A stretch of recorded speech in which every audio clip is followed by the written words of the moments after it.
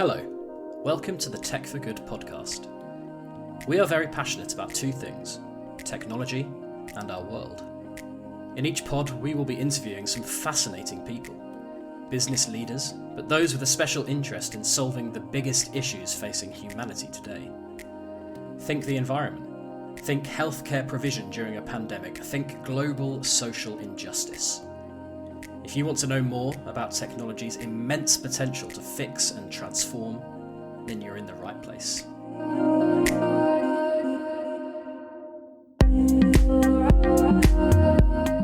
In this episode, I speak to Suzette Kent. Between 2018 and 2020, Suzette was federal CIO for the United States. In the interview, she shares fascinating insights into life as a technologist at the highest level of government. Suzette reveals her proudest accomplishments in the role and speaks with real candour around the challenges of driving digital transformation in the public sector. She also outlines why data and open data can be the foundations for change. But first, I ask Suzette what tech for good means to her.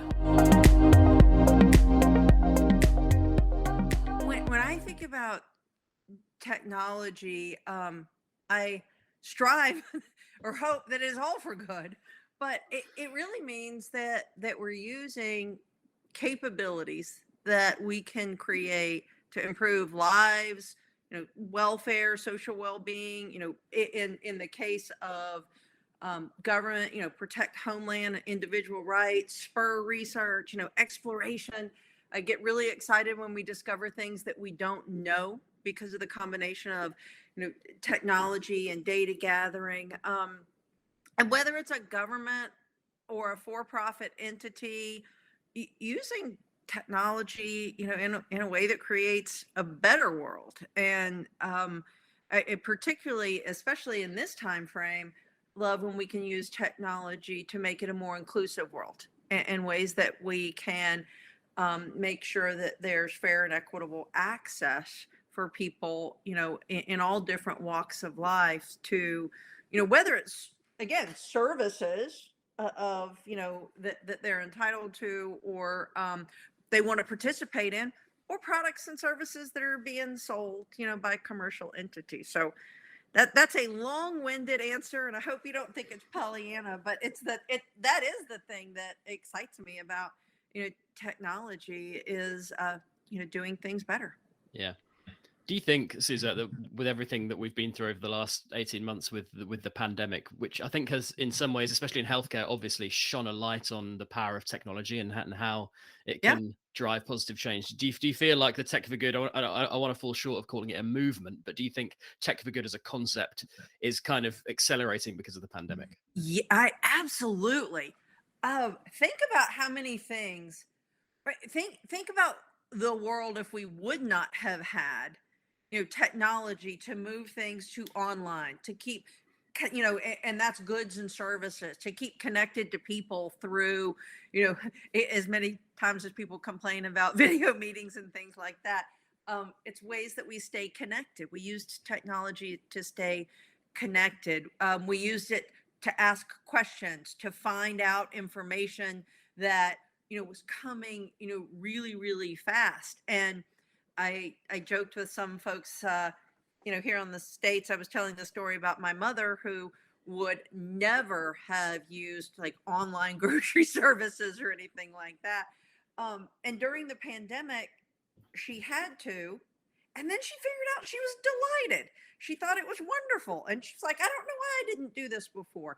And I think the pandemic not only accelerated it because it forced people to do things sometimes when they came out on the other end, they realized they really liked it and they liked the outcome. And, I hope that actually was a big leapfrog, into both adoption and acceptance of, digital and mobile services, but also raising the bar on the expectations, whether it's a citizen or a consumer, that defined their experience, and now they're going to expect more. And, it's up to all of us to continue to deliver more. We'll talk a little bit more about the future in a bit. You said at the beginning, though, Suzette, that you hope that all technology application is ultimately for good. How determined have you been during your career to sort of live by that really, and drive positive change with technology in the work that you've done?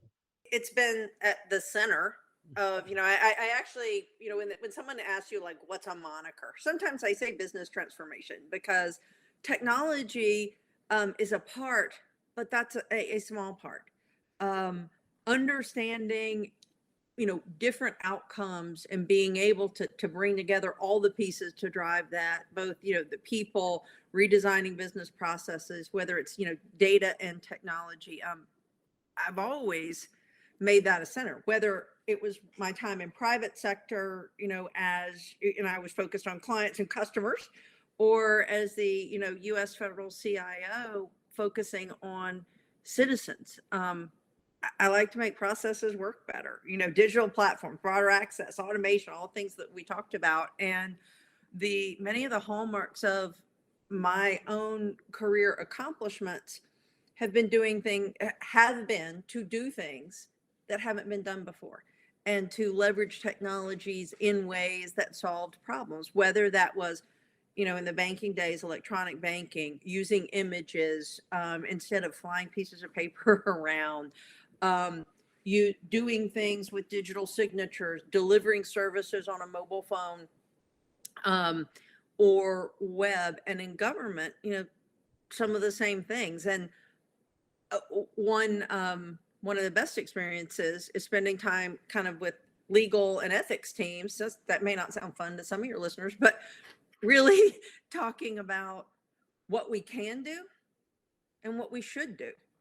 And I think those are, that's not the tech conversation, pure and, kind of code development, but it's the good part of the conversation, where we should really understand who we're serving for whatever purpose it is, and what's the right thing to do. So it's always been at the center.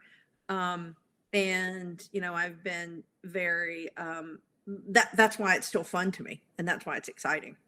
And a bit more on your time as federal CIO. Obviously, that would have that would give you an enormous opportunity to drive that tech for good agenda. And you mentioned their citizens at the center of it, rather than a business or a product. It's people, right? And that Yeah. is tech for good. It was such an amazing honor to serve as the U.S. federal CIO, and I have to say, a big part of that was that working with the CIOs across all the federal agencies, we had the opportunity to, create policies that made, pathways for more accessible service. So big push, on digital. That was some of the, again, those investments and things that we were doing before the pandemic hit really helped us with continuity of service and resiliency during the pandemic. We made commitments to open data. We made commitments to advancing the use of data for mission and for research through the first ever federal data strategy. And this administration just continued that with the year 2 set of federal data strategies. We did a lot of things we put guideposts out for ethical use of AI. We made investments in skills development in the workforce, and we did a lot of things with agencies to put who they were serving kind of at the center of the way they delivered different types of services. And again, just this week, the president signed an executive order focusing on, customer experience and how we serve, not just checking the box that we did, the thing that the mission's supposed to do, but we do it well. And so, it was, those were some of the big hallmarks, and there are places that we had accomplishments, and it's great to see those continuing forward. Hi, I'm Daniel Brigham, editor of the Tech for Good magazine. I hope you're enjoying this pod, and if you want more, why not head over to techforgood.net for some amazing and thought-provoking stories. You can read about one company's mission to use digital technologies in the fight against HIV, or learn how social media can help refugees take control of their narratives. For those insights and more, read and subscribe at techforgood.net.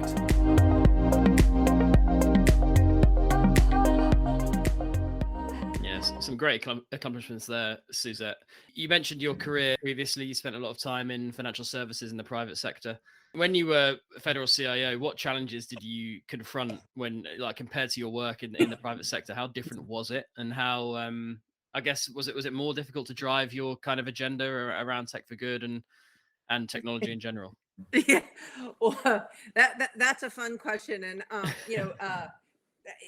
patience has not always been my biggest virtue, and some of the things I'll start with, like some of the things that are similar between government and especially financial services. Uh, a deep regard for privacy, importance of cybersecurity, commitment to delivering digital services, and quite interesting, because so many of our financial services players are actually global companies, the vendors and technologies that are widely used and the vendors that serve that industry are very much the same ones that are in many governments, because they can operate at scale with that level of security, particularly kind of in regulated industries and things like that. So some of the players were the same, but the processes, probably the thing that I had only seen from the outside. And being in financial services, I'd worked with regulators, and I worked with policy and implementing new law, and I understood that process. What I did not understand is procurement and the budget process. And especially being in the financial services industry, where that's a highly precise, quick set of activities, I would not use those adjectives talking about the government process. And it was probably one of the most frustrating things for me personally, and the hardest learning curve is that, budgets are built years in advance before you finish something, and then you're speculating what you're going to finish. And particularly with technology and being very agile and resilient, that's our goal, right? But the money doesn't flow like that. So it's that part was really hard. So we had to create some different tools, like the Technology Modernization Fund, like working capital funds that agencies could use, like public-private partnerships that were different, so that we would have the ability to address things that were immediate. Because I'll use an example. The payroll protection program that the SBA did during the pandemic, that happened in a couple of weeks. We couldn't have, the budget for that operating year was created 2 years before, right? That or that process started. So we could have never forecasted that. Those were that was some of the big learnings. And the other thing, I am a passionate supporter of how our form of government, but it's very interesting between sometimes who sets and influences priorities and who funds those priorities. And those are different bodies, in our form of government. So sometimes that can create points of conflict that are very different from the private sector. When the CEO says go, the company coalesces around something and they run at it. That's not always quite as smooth in government. And like I said, it was a big learning curve for me, and I had to build some patience at some point. It's interesting though, like obviously you said there you took some small steps to try and address that challenge, but do you think this is a big problem, Suzette? Do you think it's going to hold back public sector? The way technology is changing, digital transformation is so fast. Do you think that the problems you highlighted there are going to be bigger problems further down the line, or do you think government and public sector can change? We have to change. We have to change. Think about cybersecurity. We have vulnerabilities and things that we have to address every single day. We don't have a crystal ball to clearly know, are we going to have 10 or 200 of those events? What type, what am I going to need? So we have to create mechanisms to match resource and funding scaling, resources overall, that people and and money and focus, based on the mission that we're serving, and with the push to be more digital and deliver services, in that manner, that necessitates, that we can move quickly. One of the old metrics, as I was kind of familiarizing myself with all the various laws, going through book, there was something that said, it had an update schedule, and it had said, software must be updated, every XYZ.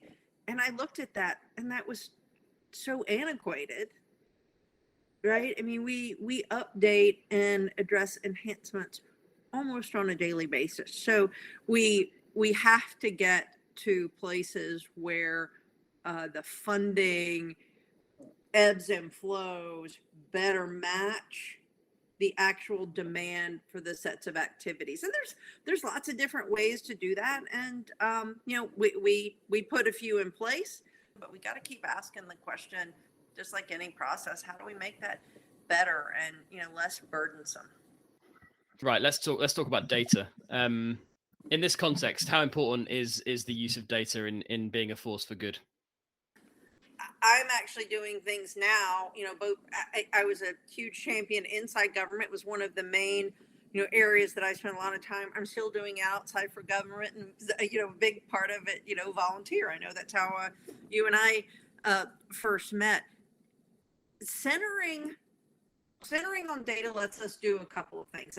As humans, it helps us address biases and keep an open playing field. But from a knowledge and research perspective, it gives us a better holistic picture. From the concept of technology and automation, it's the foundation, for how we automate, and that lets us get repetitive tasks out of the way. It also lets us understand the combination of more complex factors in different things and bring those into our business processes, our decision making, things like that. I think about like things that we do with the weather now, and we better understand the impacts, at a really granular level. We can communicate those, understand those, communicate those in ways that we keep people safe.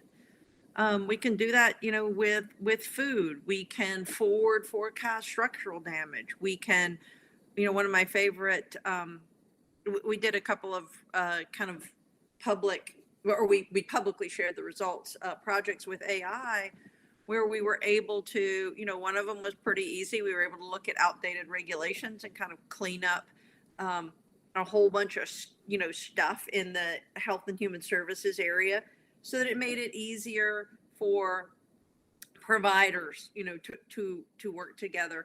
In another case, we were able to look at, situations with veteran health and bring together different types of data that a person couldn't necessarily, put together in one instance. So I think as we go forward, data becomes more important, and technology actually takes the second seat, because the technology we choose is about the problem we're solving and the data that's available for, with which to solve it.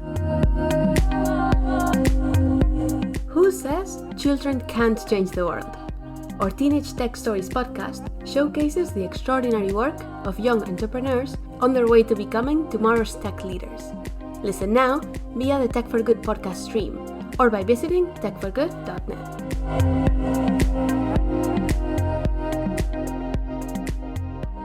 And a big part of making the data available is open data strategies, Suzette, Yes. as well. I mean, how far do you think we are on the journey towards where we need to be with that? Because, open data, the idea of anyone having access to data sets that they need to do tech for good or do things for good. What are your thoughts there? Well, I think we're still early in the journey. And here's why I say that.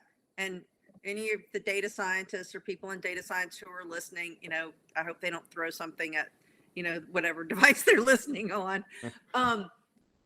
We have a lot of knowledge and precision around how. We don't do it enough. And inside the government, we talked about how do we become a data culture. I've talked about that with various businesses. It's a responsibility of business leaders to say, explain to me what data that was based on. How did that happen?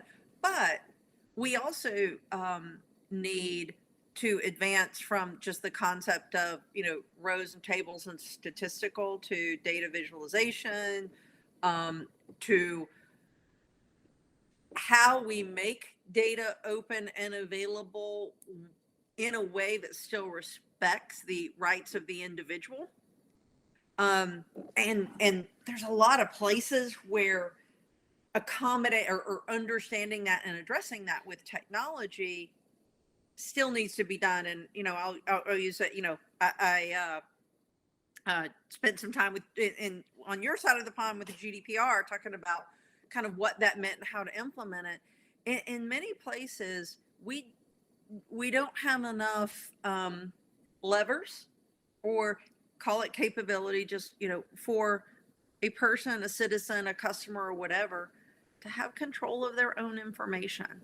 So that's part kind of the whole thing. So the more that we want to make things open, the more rigor we have to put around understanding and actioning what we need to protect. And I work with a particular data effort, and I get really excited when I look at a single data set and see that it was used for 153 different things, right? And things I could have, never thought of. You look at the top of the list and you're like, yeah, that makes sense. And then you look at some of the others, and you're like, wow, that's an interesting connection. And that's kind of exciting how that influenced a perspective. Those are the places, that we want to go, but we have to move on that journey with the kind of technical precision of the data, but also the maturity in protection of rights and addressing biases, as well as just understanding how to use it.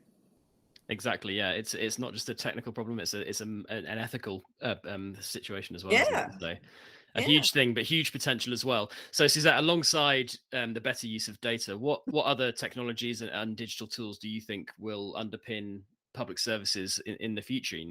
Throw a couple out there. Cloud, obviously AI, things like that. What were the technologies that you were talking about in your time as federal CIO? What do you think are the key things moving forward? Yeah, well, you hit data, AI, cloud, and cloud gives us scalable capacity, and as a service, things delivered. I'm going to just kind of put that in that category. Things delivered as a service gives us different consumption models, so that we can not only ebb and flow, with volume, we have more flexibility in expanding and extending purpose. When I look at, and I'm just going to say automated technologies, RPA, AI, image recognition, voice recognition, true natural language processing, machine learning, high-end analytics, keep on going, up and around into the high performance, some of the computational things. Those are critically important, because you couple those with the kind of information collection that kind of marries up to data, but the device proliferation that we have, where I can listen, see, and bring all those things together. It's going to be, those are really important to help us better interpret the world that we're in, whether it's, hard data, or whether it's specific nuances of other things. Think about autonomous vehicles, right? And we're trying to use lots of different technologies, but we need wind, weather, road conditions, heat, temperature, all those types of things to be able to do something. Those components are critically important. And I'll throw out the one that I talked about is, I say visualization tools, and I mean digital because people also, as we strive to deliver better citizen services, people take in information in different ways, and ways that we can make things visual, whether it's, an icon, or, a picture versus, the 3 screens of words. Those give us more forays to reach, wider audiences, and be more impactful. And then that, I'll double click on the last thing that we just talked about. I think as we do those, we have to ensure that we have ethics frameworks, and we have at the table discussions about privacy and citizen understand citizen expectations and citizen rights, or consumer, right, in the same way. I think on the consumer side, and in the private sector, we saw things sometimes go in a way that wasn't as good. And so every one of us in all the countries have kind of consumer protection and protection agencies. Those evolved because there was a disconnect between the people using the service and the way the information was served, right? So ways that we can use digital and technology tools to close that gap is going to be important, because that is now the primary delivery channel for so many things. Brilliant stuff, Suzette. Now, since you left government a few years ago, tell us what you've been doing. I know you're running an advisory service, your own advisory service, and you're involved with a lot of technology companies and different things. You've got a saying here in the UK: fingers in a lot of pies. You certainly got fingers in a lot of pies. Tell us a bit about what you're up to. Yeah. Well, it's kind of funny. I hope you hear this in some of our conversation. I wanted to do a little bit of everything in a lot of the spaces that I'm really passionate about. And the things that we're talking about, I wanted to be, either strategically or hands-on involved in some of these things. So, I set up my own advisory service when I was very lucky and had so many opportunities, when I exited government, but kind of being tied to one thing was a little bit, limiting. And I wanted to do digital transformation and data and workforce. I wanted to stay, very close and very deep in cybersecurity. I love financial services. I work with both state and local government and federal government and educational entities, because and then some alternative learning pathways, because we can't create the technology workforce that we need for the future in just the traditional manner.